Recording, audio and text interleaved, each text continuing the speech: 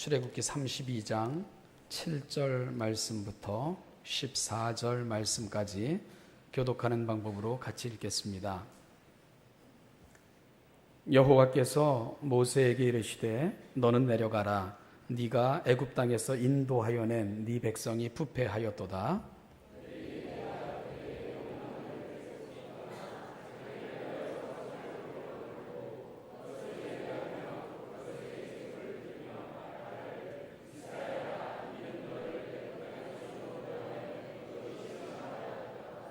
여호와께서 또 모세에게 이르시되 내가 이 백성을 보니 목이 뻣뻣한 백성이로다.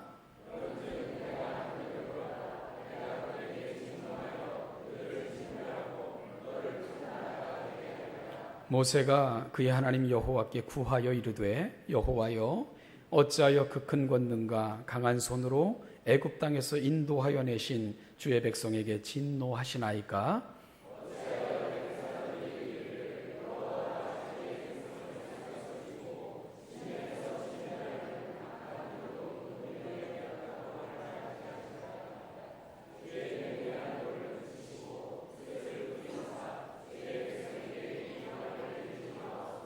주의 종 아브라함과 이삭과 이스라엘을 기억하소서.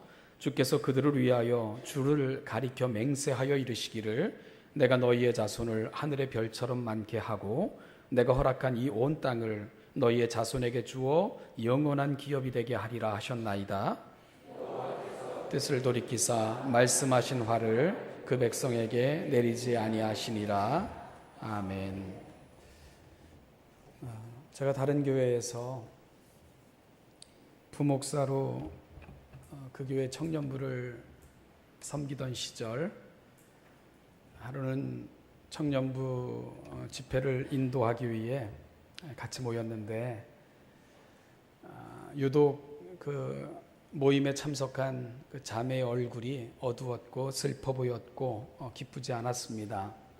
그래서 집회를 마친 후에 그 청년하고 대화를 나누게 됐는데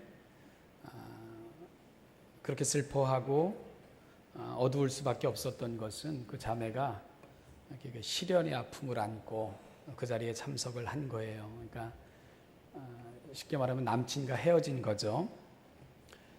그러니까 좀 더 슬프게 말하면 차인 겁니다. 그래서 이제 마음이 많이 어두웠던 것 같습니다. 그래서 차이고 그 자리에 그렇게 앉아 있는 자매를 보니까 괜히 제가 화가 나가지고 막 열을 냈죠. 그 개놈의 새끼 데려오면 내가 좀 죽여버릴 테니까 데려와. 나쁜 놈의 새끼. 도대체 우리 누구를 아프게 하다니. 한참 열을 냈더니 그 자매가 물끄러미 나를 쳐다보더니 하는 말이 왜 그러세요? 그러면서 왜 네가 화를 내냐 뭐 그런 표정이었습니다. 그렇게 헤어졌죠. 근데 그날 저녁에 저에게 문자가 왔어요. 그 문자의 내용이 목사님 너무너무 감사합니다.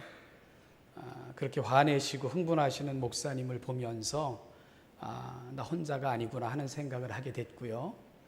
그리고 하나님도 내 곁에서 나를 돕고 계시겠구나 생각하게 됐습니다.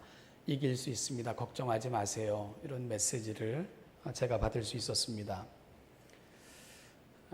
목사가 설교로 은혜를 끼쳐야 되는데 욕해서 은혜를 끼치는 이상한 경험이기는 했습니다마는 그 자매는 그 상황을 통해서 편드시는 그리고 위로하시는 하나님을 그렇게 느낄 수 있었나 보다.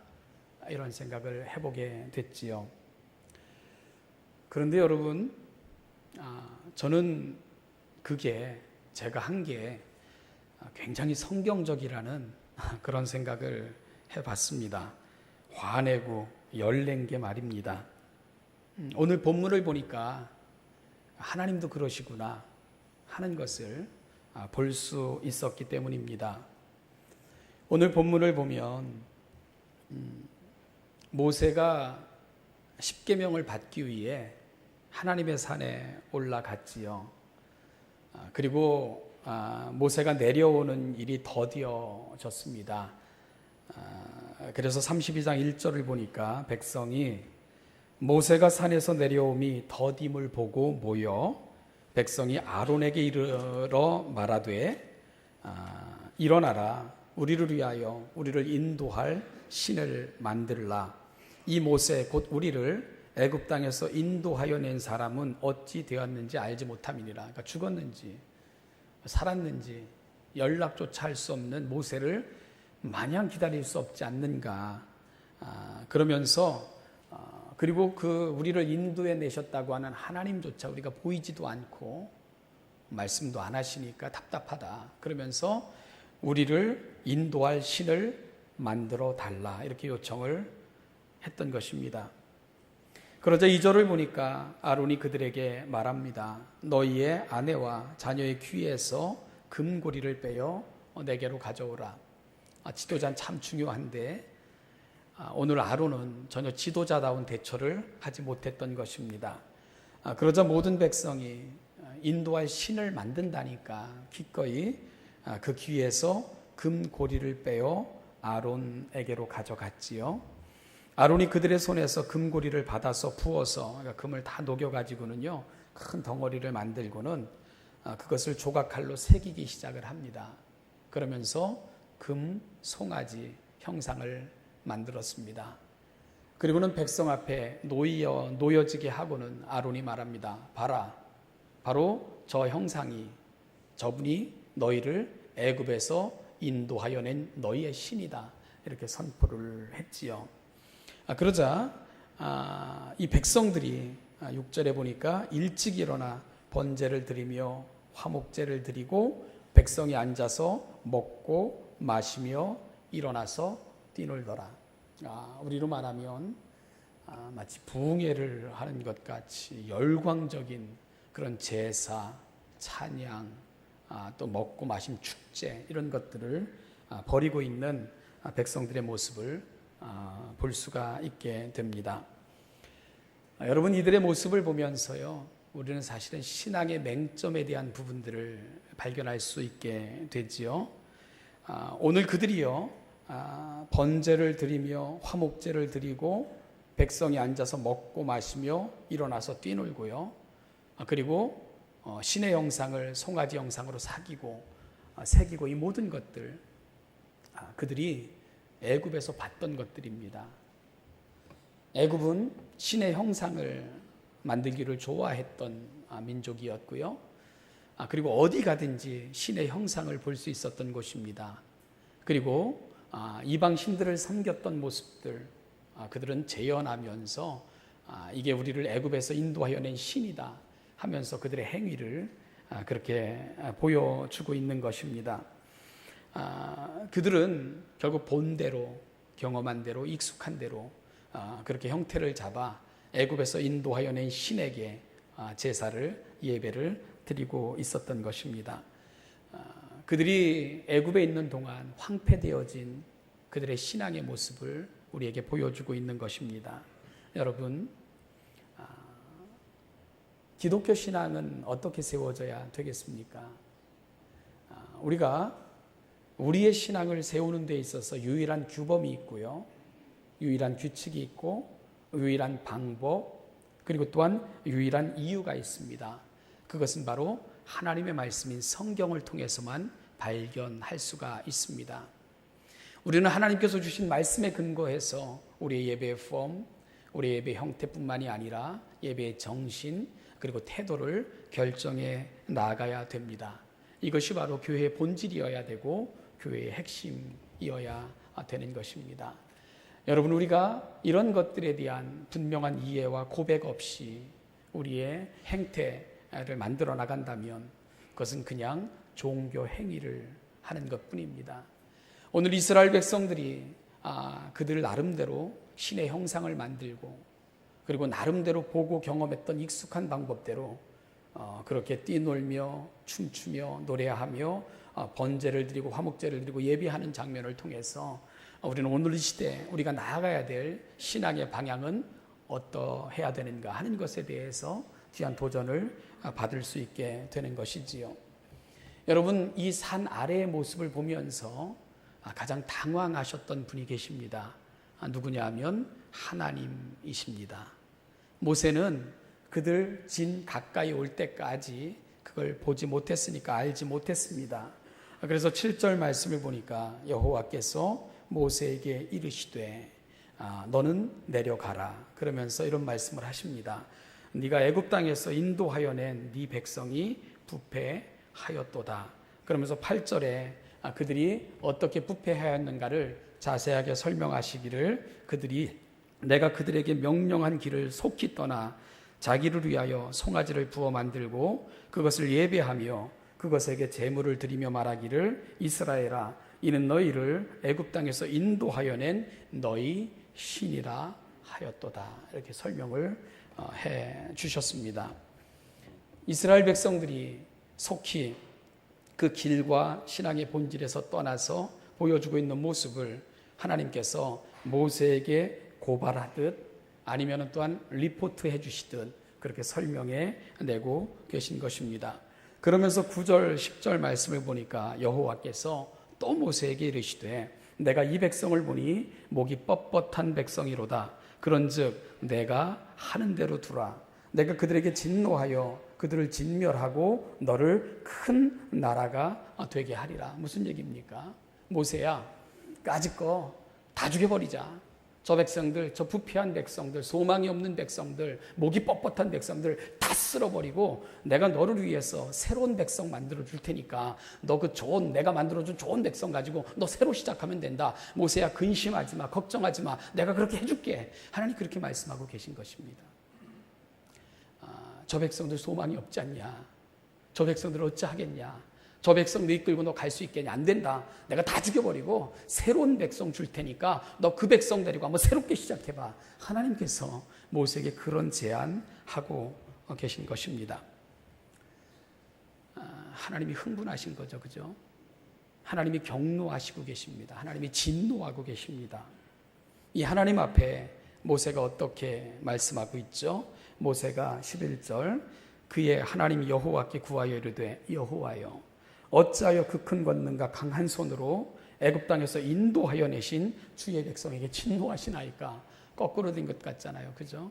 누가 흥분하고 누가 말려야 됩니까?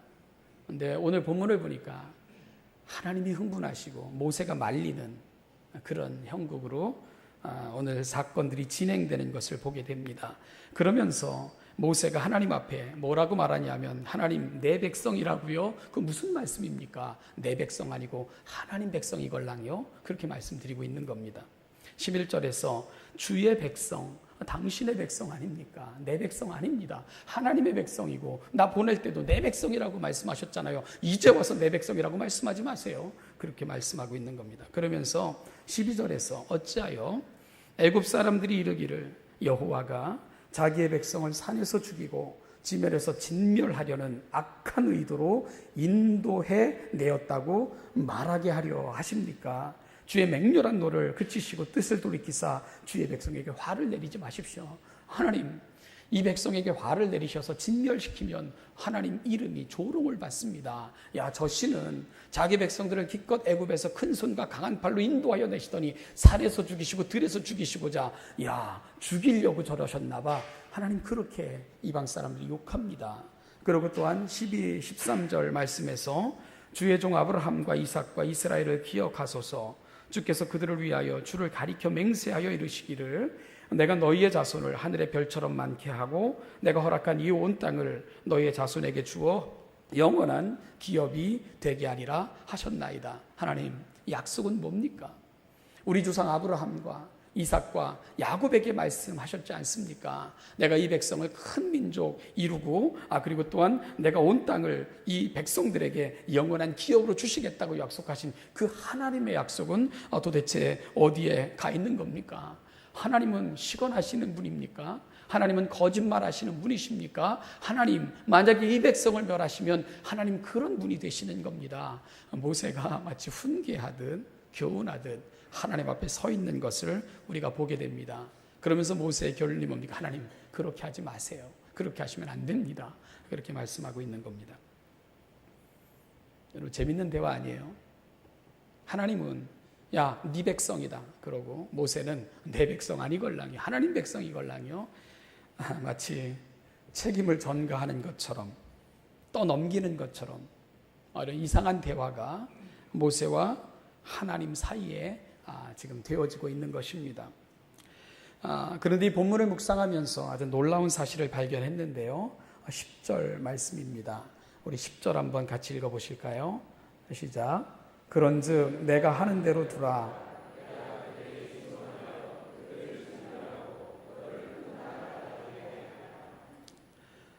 뭐라고 말씀하십니까? 지금 산 아래에서 이스라엘 백성들이 범하고 있는 참 어처구니 없는 모습을 모세에게 전해주시면서 하나님께서 뭐라고 말씀하시냐면 이제 내가 하는 대로 내버려 두라. 여러분, 모세의 동의를 구하는 것처럼 말씀하고 계세요. 그리고 마치 모세의 허락을 구하는 것처럼 하나님께서 모세에게 말씀하고 계십니다. 모세야, 내가 이런 계획이 있는데 내버려둬라. 내가 하는 대로 하도록 내버려둬. 하나님께서 모세에게 그렇게 말씀을 하고 계십니다. 마치요, 모세의 눈치를 살피면서 하나님께서 그렇게 말씀하시는 것 같은 그런 느낌을 오늘 본문을 읽으면서 느낄 수 있었습니다. 그런데 결국은 12절, 13절 모세가 하나님 그렇게 하지 마세요. 그럼 안 되지 않습니까? 하나님의 백성입니다. 하나님 보세요. 하나님이 친히 강한 손과 편팔로 인도하여 내신 바로 하나님의 백성입니다. 그렇게 말씀을 드리니까 14절 여호와께서 뜻을 돌이키사 말씀하신 화를 그 백성에게 내리지 아니하시니라. 이렇게 오늘 사건은 종결지어지는 것을 우리가 보게 됩니다. 결국은 무슨 뜻이죠? 모세의 말을 들으셨고 모세의 권유를 들으셨고 모세가 원하는 대로 그의 말씀대로 행하셔서 뜻을 돌이키신 하나님으로 그렇게 성경은 하나님을 우리에게 소개하고 있는 것입니다. 오늘 본문을 보면 하나님은 너무 괴팍스러우세요.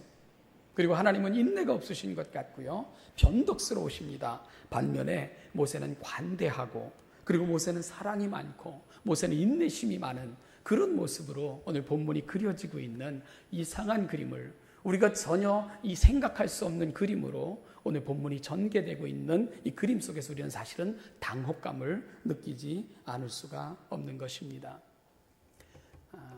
신학적인 용어를 보면 좀 어려운 용어인데요, 그걸 굳이 한국말로는 이렇게 번역을 했더라고요. 신인, 동형, 동성적 표현. 신인, 동형, 동성적 표현. 하나님과 인간이 같은 성격, 같은 형태를 가지고 있는 것처럼 표현하는 방법, 그걸 그렇게 표현을 했던데요. 즉 하나님이 자신을 우리 방식대로 보여주신다, 그런 뜻입니다. 우리의 언어, 우리가 이해할 수 있는 방식으로 하나님이 하나님을 보여주시는 방식, 그걸 신인, 동형, 동성적 표현이라 이렇게 이야기를 합니다. 여러분 공감이 가는 내용입니다. 왜냐하면 하나님께서 우리를 하나님의 형상대로 지으셨습니다. 그 결과 우리는 인격적인 존재라 그렇게 표현을 하지 않습니까? 그런데 하나님의 창조 속에서 인격적 존재라는 것은 사람의 격, 그런 뜻이 아닙니다. 거기서 우리가 인격적인 존재라는 것은 하나님의 격을 닮은 존재, 그런 뜻입니다.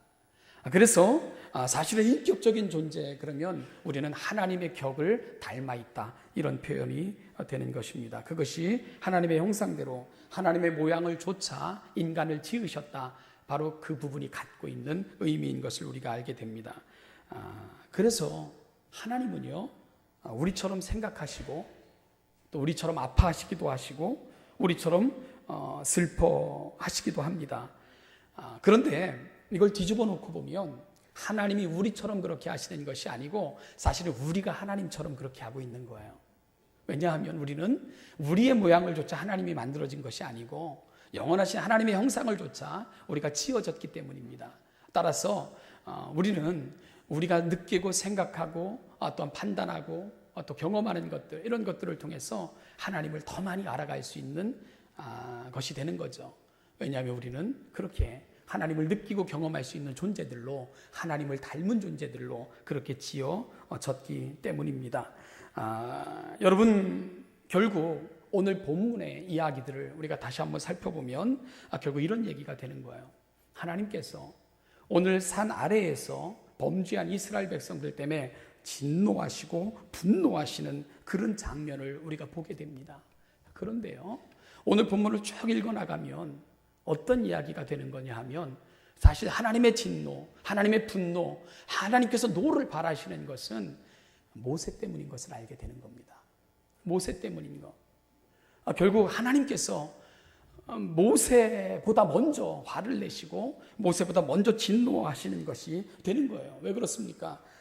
그 모습을 바라보면 모세가 절망할까봐, 모세가 탄식할까봐, 의기소침할까봐, 낭망할까봐 하나님께서 모세보다 먼저 선수를 치고 계시는 것을 우리가 보게 되는 것입니다. 먼저 하나님께서 모세의 모세의 분노를 하나님의 것으로 가져가셔서 하나님의 것으로 표현하시면서 사실은 모세를 위로하고자 하시는 것이 오늘 본문이 갖고 있는 진정한 의미인 것을 우리가 알게 되는 것입니다.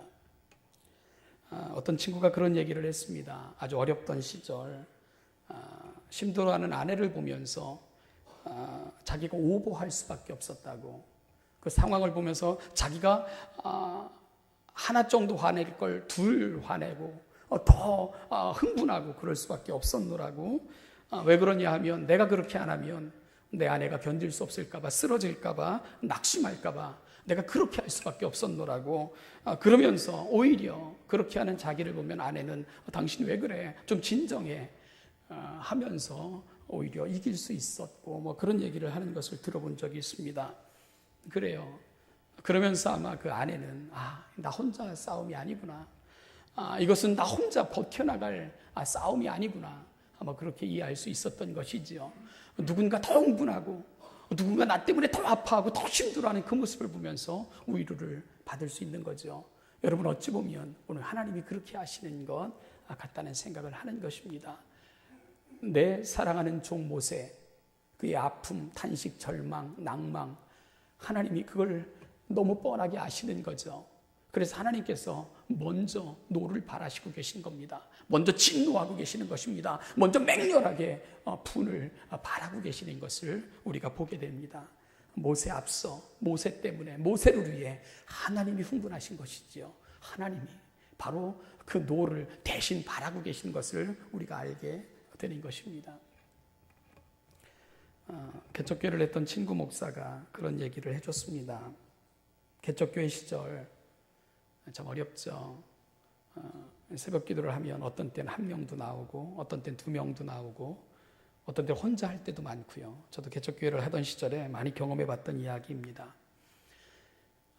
그러면은 그것이 뭐 초창기는 그렇다 치고 1달이 지나고 2달이 지나고 3달이 지나도 나아지지 않으면 낙담이 오죠.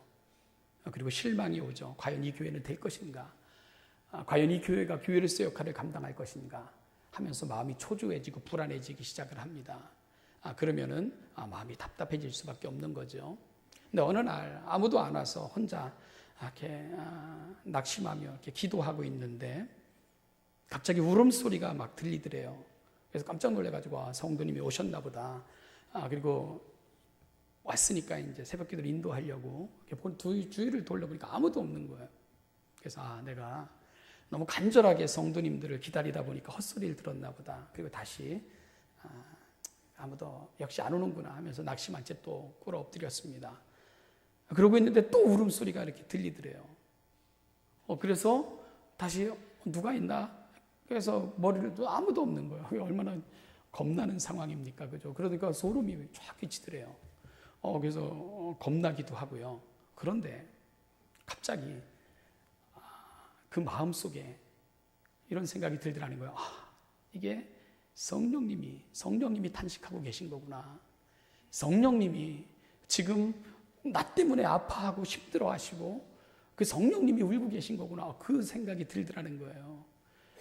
여러분 그렇지 않습니까? 로마서 8장에도 보면 우리가 마땅히 빌 바를 알지 못하고 우리가 힘들고 낙심할 때 성령님께서 말할 수 없는 탄식으로 너희를 위하여 친히 간구하시느니라.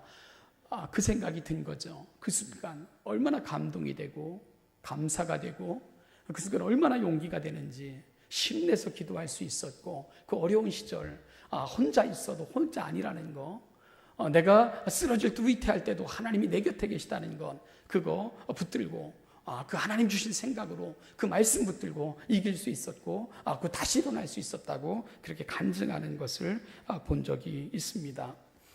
사도행전 20장, 23장 10절부터 11절 말씀을 보면 그런 표현이 있습니다. 사도행전 23장에서 사도 바울이 말씀을 전하다가 유대인들의 큰 공격을 받게 됩니다. 유대인들의 공격을 받았는데 그 유대인들의 공격이 얼마나 강했는지 23장 10절에서 큰 분쟁이 생기니 천부장은 바울이 그들에게 찢겨질까 하여 군인을 명하여 내려가 무리 가운데서 빼앗아 가지고 영내로 들어가라 하니라. 그날 밤에 주께서 바울 곁에 서서 이르시되 담대하라. 내가 예루살렘에서 나의 일을 증언한 것 같이 로마에서도 증언하여야 하리라 하시니라. 여러분, 이방인의 눈으로 보기에도 이 상황이 얼마나 위태한지 마치 사도 바울이라는 그 사람이 동족들에게 찢겨질까 하여 그런 표현을 씁니다. 갈갈이 찢겨질까 하여 그 이방인들이 사도 바울을 동족들에게서 구하고자 그를 애워싸고 격리시키고 그를 끌고 영내로 들어가서 보호해주는 그런 장면을 기록하고 있는 것입니다. 상황이 그토록 급박했다는 거죠. 그렇게 밤이 찾아옵니다. 얼마나 두려웠겠어요. 여러분, 그 밤이 얼마나 힘들었겠습니까? 얼마나 낙담이 됐겠어요. 그런데 그 밤에 누가 사도 바울을 찾아가십니까? 하나님께서 그의 곁에 찾아오셨습니다. 그리고 말씀하시기를 주께서 바울 곁에 서서 이르시되 담대하라, 담대하라. 여러분, 곁에 서서, 이게 바로 보혜사라는 뜻입니다. 보혜사. 요한복음에서 성령님의 이름을 보혜사라고 표현하고 있는데 곁에 서 있는 자, 그런 뜻입니다. 곁에 서서 말씀하시는 자, 그게 바로 보혜사가 갖고 있는 뜻입니다. 오늘 주님께서 또 다른 보혜사로 사도 바울을 찾아오셨던 것입니다. 그리고는 사도 바울의 어깨를 감싸 안고 하나님께서 말씀하시는 것입니다. 담대하라. 너를 넘겨주지 않을 것이니라. 내가 너의 꿈을 이룰 것이니라. 너는 로마를 반드시 볼 것이니라. 그러니 사도 바울아, 힘내라, 용기를 내라. 그렇게 격려하고 위로하고 계시는 것입니다.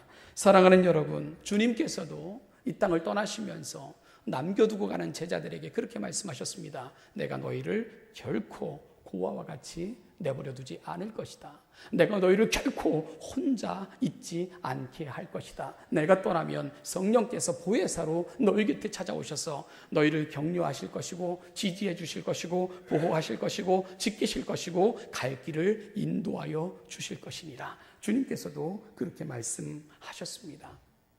사랑하는 신원예담교회 성도 여러분, 오늘 산 위에 있는 모세, 산 아래에 있는 백성들의 모습, 산 아래 내려가는 모세가 어떤 일을 당할지 하나님은 알고 계셨습니다.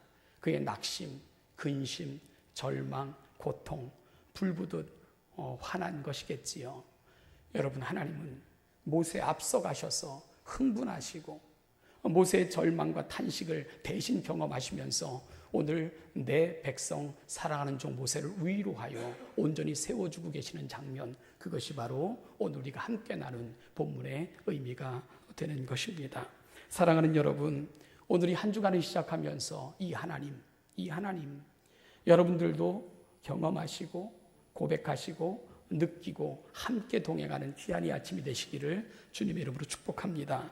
여러분, 나보다 더 흥분하시는 분, 나보다 내 처지를 더 아파하시는 분, 내가 낙심하고 절망하고 실망할까 봐 나보다 더 먼저 앞서 진노하시는 하나님, 바로 그 하나님의 진노하심 속에는 내 눈물, 내 위로, 내 탄식을 미리 경험하시고 그것이 내게는 소망이 되게 하시려는 하나님의 깊은 의미와 하나님의 깊은 마음과 하나님의 깊은 뜻하심과 하나님의 깊은 격려가 있다는 것을 오늘 이 아침 꼭 기억하시면서 여러분들이 살아가는 삶 속에서도 이 하나님은 그렇게 다가가셔서 여러분에게 말씀하실 것이고 먼저 흥분하시고 먼저 진노를 바라시면서까지 도우시는 그 하나님이 오늘 여러분의 하나님이신 것을 꼭 믿으시면서 이 한 주간도 승리하시는 우리 신원예담교회 모든 성도들 되시기를 주님의 이름으로 축복합니다.